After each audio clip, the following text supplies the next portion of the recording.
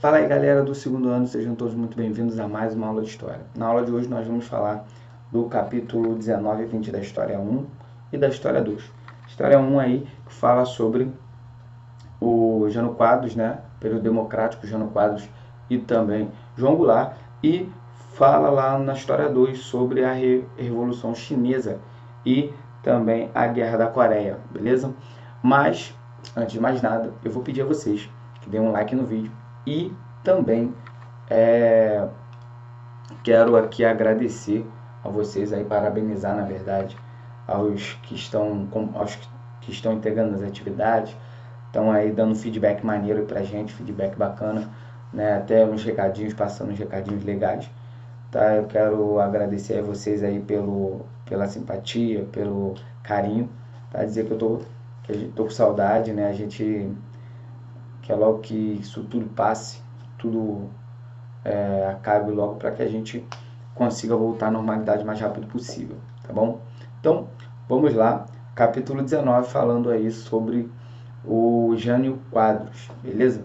Jânio Quadros, que foi eleito presidente do Brasil através do voto direto, aí nas eleições presidenciais de 1960, tá? Jânio, ele já havia sido vereador anteriormente, e prefeito, governador lá de São Paulo.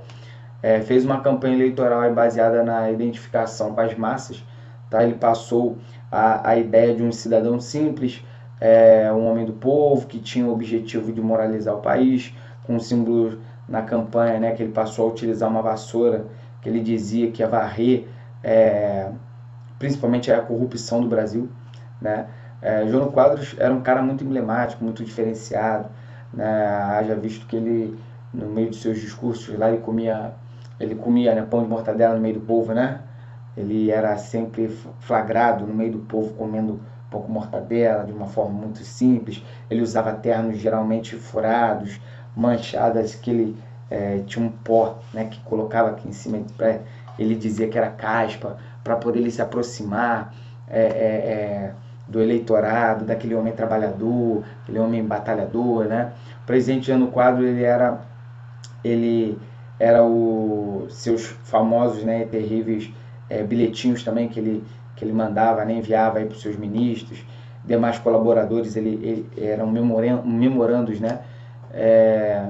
Ele pediu urgência nas soluções dos problemas nacionais, e também que naquela fase, né, não se dispunha de uma modernidade na comunicação como nos dias atuais, né?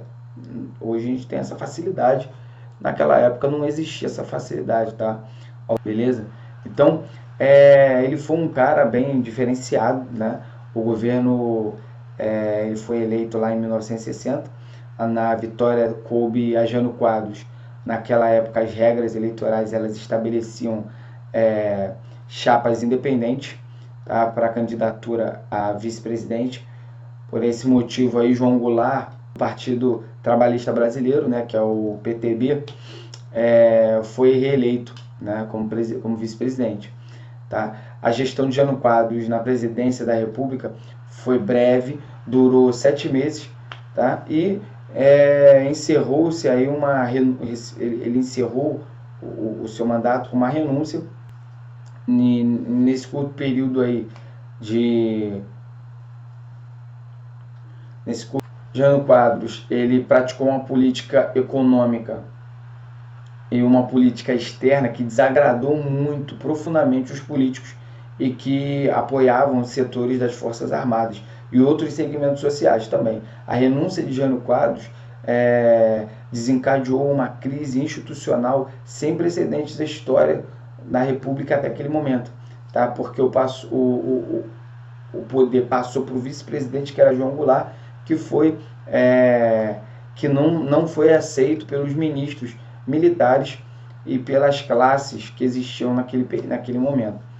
É importante dizer que o Jânio Quadros, ele era um presidente muito excêntrico, né? Ele não agradou muito bem a direita e nem muito bem a esquerda, né? Ele não tinha um acordo muito bom entre esses dois grupos. Ele queria governar mas da sua própria maneira, sem muito diálogo com os outros poderes que existiam, tá? E isso causou uma grande crise. Por quê?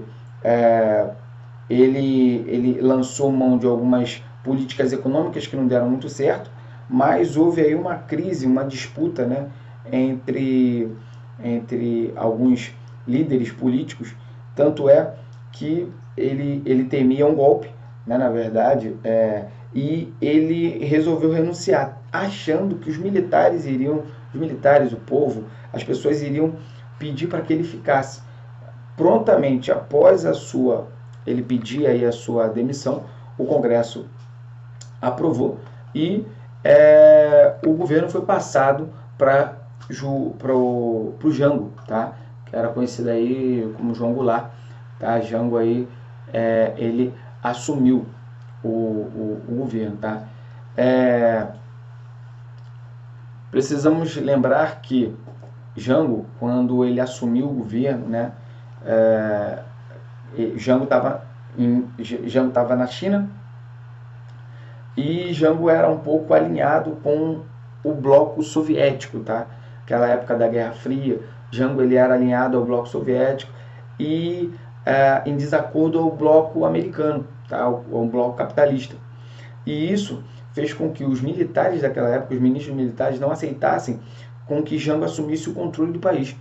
Isso fez com que o parlamento, né, o Congresso, ele fizesse uma alteração na Constituição para que Jango assumisse como presidente, mas o regime brasileiro mudaria para parlamentarista, tirando um pouco os poderes de Jango e agradando tanto os militares quanto também os militares e também a esquerda, né, na verdade. Né? E aí, Jango volta ao Brasil, controla tudo, né? Ele fica aí no Brasil, ele assume o controle, tá?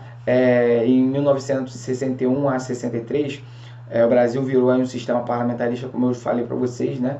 E porque os militares eles temiam a posse de João Goulart com amplos poderes dentro do sistema presidencialista. Como o Jango era considerado comunista e continuador do getulismo, né? Os militares não queriam que ele assumisse. Implantar a solução foi o parlamentarismo, beleza? Foi a única forma que eles encontraram, né, para que o governo ele se mantivesse.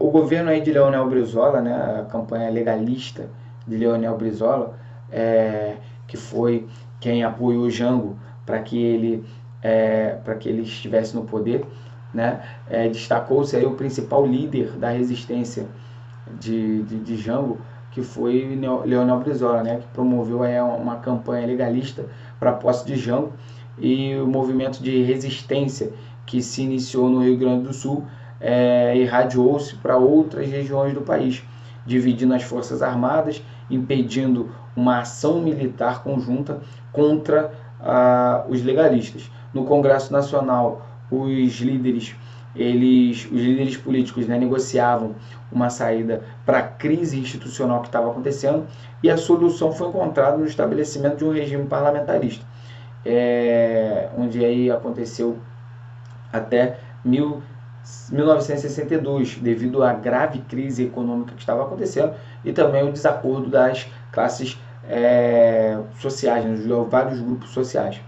Jango, ele instalou aí, né, durante o seu governo, né, como depois na volta do presidencialismo, né, a lei das remessas de lucro, onde reduzia as remessas de lucro das empresas estrangeiras para o exterior, tá? O descontentamento dos Estados Unidos com a oposição ligada à ODN, tá? O plano trienal de desenvolvimento, que foi implantado também por ele, que também não deu muito certo, né? Que era o plano de bases econômicas de desvalorização da moeda e tudo mais, mas que não deu muito certo esse plano de desenvolvimento trienal, tá? As reformas de base, a reforma agrária, urbana, política e também educacional, que era característica aí do socialismo, da ideia comunista,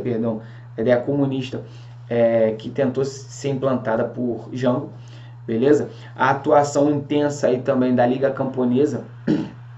Em 1963, retomada aí os poderes, né, a volta do presidencialismo, né, através do plebiscito em 65, mas foi colocado em 64, perdão. O presidencialismo ia ser colocado em 64, foi antecipado para 63 devido à grave crise e às graves críticas que estavam sendo feitas ao sistema parlamentarista, tá? Jango assinou também, ele participou, né? Ele assina no comício da Central dos 100 mil, né? Um ato instituindo a reforma agrária, tá? E aí também, durante o governo dele, infelizmente o povo eles se voltam contra ele e fazem a chamada passeata dos 100 mil com Deus e pela liberdade, tá? Que foi uma passeata que aconteceu de duas partes, né? A primeira reuniu mais ou menos umas 500 mil pessoas, que aconteceu primeiro, se não me engano, em São Paulo, tá? Com a oposição ao governo do Jango, e era formado aí pela classe média, pela Igreja Católica, membros da Igreja, né? E por todos que eram contra as ideias de Jango, tá? As Forças Armadas, então, eles colocaram os tanques na rua em oposição a Jango, e eles utilizaram uma estratégia, né? Devido a um motim que houve entre os militares, Jango manda prender os militares revoltosos, depois solta e dá anistia. Isso fez com que os militares utilizassem isso como desculpa também, né? Como justificativa, uma das justificativas de subversão da ordem e da hierarquia, né? E aí, em 31 de março, né, o Jango ele volta a Brasília para tentar, quando ele vê que está acontecendo um movimento contra o seu governo, Jango volta a Brasília para tentar reunir apoio militar, mas ele não encontra apoio militar. Depois ele vai para o Rio Grande do Sul, que era o único lugar que ele poderia encontrar apoio, ele não encontra, e ele vai se exilar no Uruguai. E aí, em 31/3, né, 31 de março de 1964, o Congresso declara vago a presidência, tá?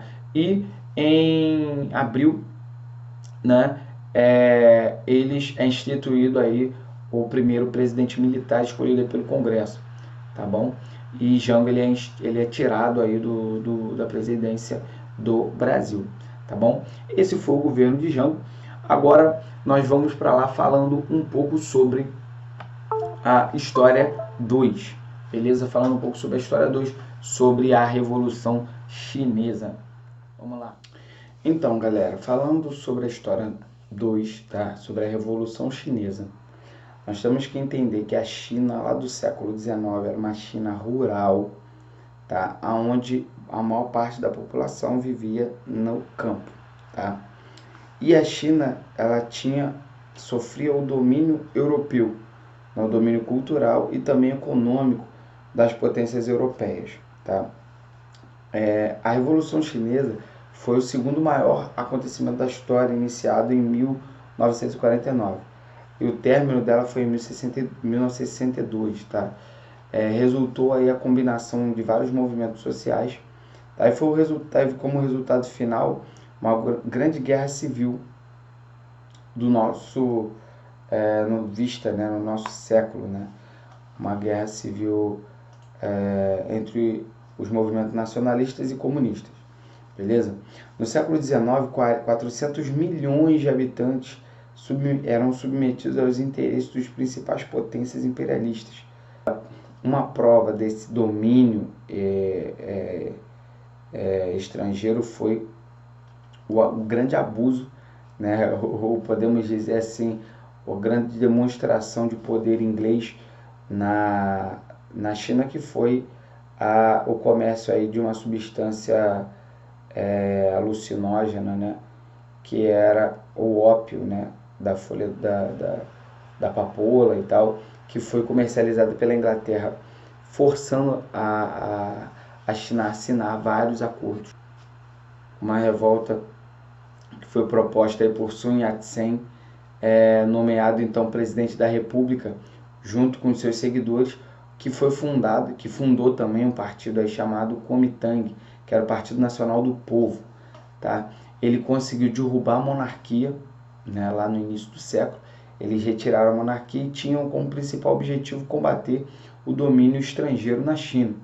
Tá? A República Chinesa, no entanto, não conseguiu fazer frente às potências estrangeiras e nem aos chefes militares locais, chamados de senhores da guerra, nas províncias, e controlavam também, juntamente aí com outros grandes proprietários de terra, cerca de 88% das áreas de terras produtivas na China. A Revolução Francesa, lá em 1921, iniciou aí, né, a criação do Partido Comunista Chinês, né, o PCC, com a disposição aí de organizar operários e artesãos, mais ou menos cerca de 30 milhões. Né? Em 1927, o general Chiang Kai-shek, ele assumiu o controle do Partido Nacional, tá? Disposto a submeter os chefes militares locais e impor-se a todo o país. Durante as lutas que estavam acontecendo, travado aí, Chiang Kai-shek voltou-se também contra os comunistas e ordenou aí o massacre de todos os comunistas. Tá? Já Mao Tse-tung, ele promoveu uma longa marcha de caminhada de cerca de 10, se não me engano são 12 mil quilômetros, né, que teve como objetivo, foi para o norte, né, que tinha como objetivo fugir, né, escapar do cerco dos inimigos do Partido Nacional, que queria matar e perseguir os comunistas. E houve uma guerra civil durante esse período na China, tá, entre os comunistas e o Partido Nacional, só que eles tiveram que interromper, porque em 1937 o Japão estava invadindo a Manchúria, no norte do país. E eles se uniram para combater os japoneses, não conseguiram vencer os japoneses, mas lá no fim da Segunda Guerra Mundial, os japoneses eles foram expulsos da China pelas tropas de Chiang Kai-shek, mas também o que acontece? Os japoneses eles foram atingidos em cheio lá com na Segunda Guerra Mundial, né, pelas bombas de Hiroshima e Nagasaki. Eles foram humilhados, né, na saída da Segunda Guerra Mundial, e eles perderam muitos poderes. Né? Os Estados Unidos aí lançaram a ofensiva contra os japoneses, e eles tiveram que sair. Tá? Eles saíram do território chinês, tá? E o Chiang Kai-shek ele teve apoio, né, dos Estados Unidos, lançando a ofensiva contra os vermelhos de Mao Tse-tung, reiniciando então depois, né, depois da Segunda Guerra, eles reiniciaram o conflito armado, que mesmo sem a ajuda da União Soviética, né, Mao Tse-tung já conseguiu nesse período reverter, né, o quadro que ele se encontrava, conseguindo aí a vitória contra o Exército Nacional. Tá? Em 1º de outubro de 1949, conquistaram o poder, proclamando aí a República Popular da China. Chiang Kai-shek e o que restava aí do seu governo, eles tiveram que fugir para a Ilha Formosa, tá? Onde instalaram-se lá a chamada China nacionalista. Essa ilha é o que hoje nós chamamos de Taiwan. Por isso que hoje ainda existe um grande problema, né? Um impasse econômico aí entre Taiwan e China, né? Que a China assumiu o controle econômico de Taiwan, mas ainda existe esse resquício, essa mágoa, né, entre Taiwan e China, ou entre China e Taiwan, enfim. Né? Quando Mao Tse-tung assume o controle e o poder da China, ele, em 1958, ele começa a chamada política do grande salto para frente, né, que era a criação de cooperativas rurais e novas indústrias estatais, para estimular o crescimento da economia. Entretanto, a pobreza ainda predominava durante esse período, sendo que Nesse período, como ainda o povo a situação da China ainda era muito rural, né? Esse salto para frente não deu muito certo e muitas pessoas morreram devido à fome que existia na China, tá? A Revolução Cultural, em 1960, ele tenta promover uma revolução cultural. Ele promove aí uma intensa campanha de doutrinação do povo com o objetivo de retirar da mente da população hábitos e costumes e resquícios ainda da cultura ocidental ou do que nós chamamos de cultura europeia, que ainda estava sobre o povo, tá? A partir de 1980, a China ela passou por um processo de abertura econômica com a morte aí, a partir de 1980 a China ela passou por um processo de abertura econômica realizando aí várias reformas, graças à mão de obra barata, ao grande mercado e também a investimentos de infraestrutura, tá bom? A China é hoje uma das maiores economias do mundo, economia socialista de mercado. Por quê? Porque eles abriram a economia para o capitalismo, mas mantiveram o socialismo, privação de liberdade, a ditadura, né, chinesa, enfim, o comunismo chinês ainda se mantém, mas o mercado ele é capitalista, tá? E aí, com a morte de Mao Tse Tung, né, Mao Tse Tung morreu e aí houve uma abertura econômica com a morte dele, tá? No entanto, como eu falei, né, mantém aí o regime político do Partido Chinês, né, do PCC, com atos ditatoriais, arbitrários, como eu já falei também. Um dos mais negros exemplos foi o massacre da Praça da Paz Celestial em 1989, quando um protesto de estudantes aí deixou um saldo de 500 mortos e mais ou menos cerca de 3.000 feridos, né? Onde tem aquela imagem, né, do tanque, de um jovem em frente ao tanque, né? Isso aí foi uma imagem que rodou o mundo inteiro, mas foi um movimento aí que foram esses pontos que levaram a China a ser essa potência que ela é hoje, tá bom?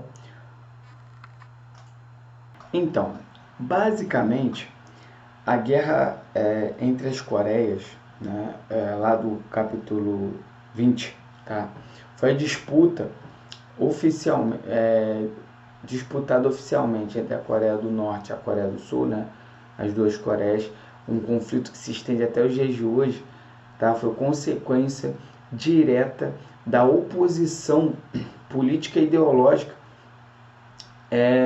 entre as duas Coreias, tá? Lembrando que nesse período era o período de Guerra Fria, onde existia a polarização de dois blocos, entre o bloco capitalista e o bloco socialista, um liderado pelos Estados Unidos e outro liderado pela União Soviética, e que ocasionou aí na guerra entre as duas Coreias.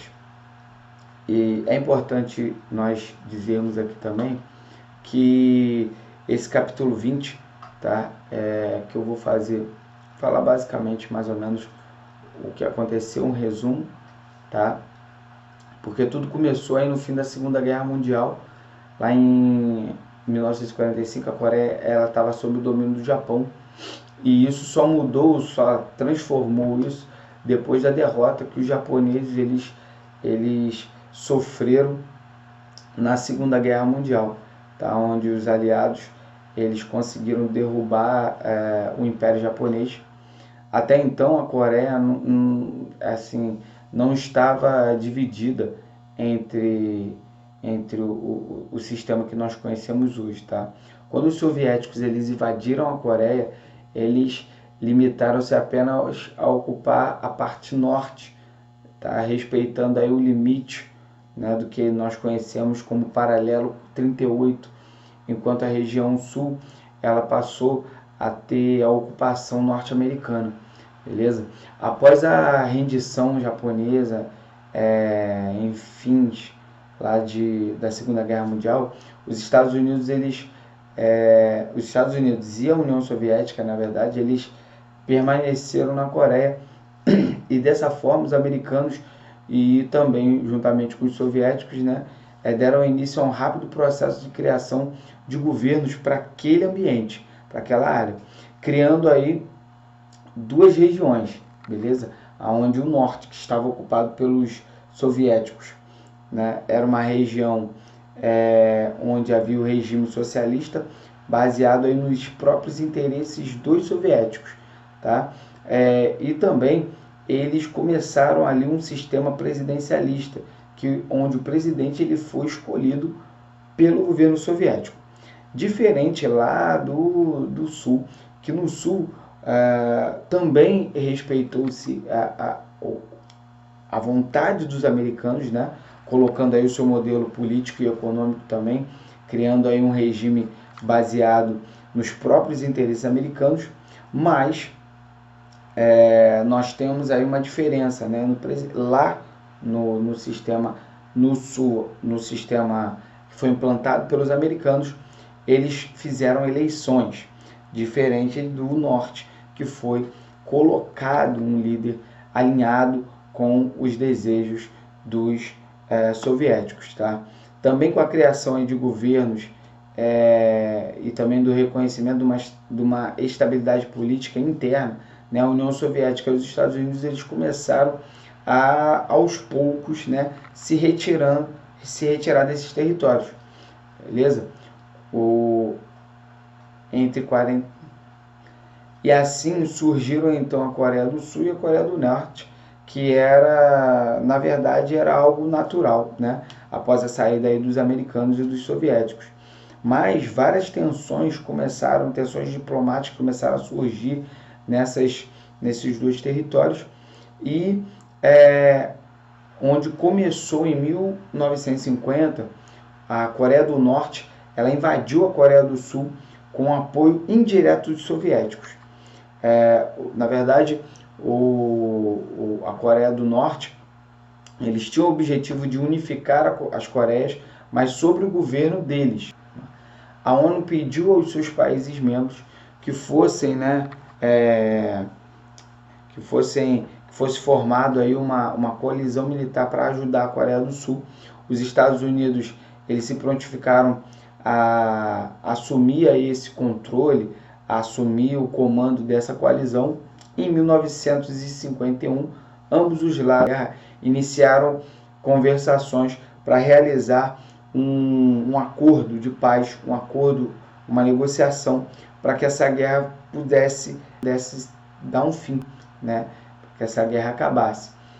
O fim da Guerra da Coreia ele ocorreu em 1953, quando ambos os lados eles chegaram num acordo e assinaram um armistício e declararam um cessar-fogo, tá?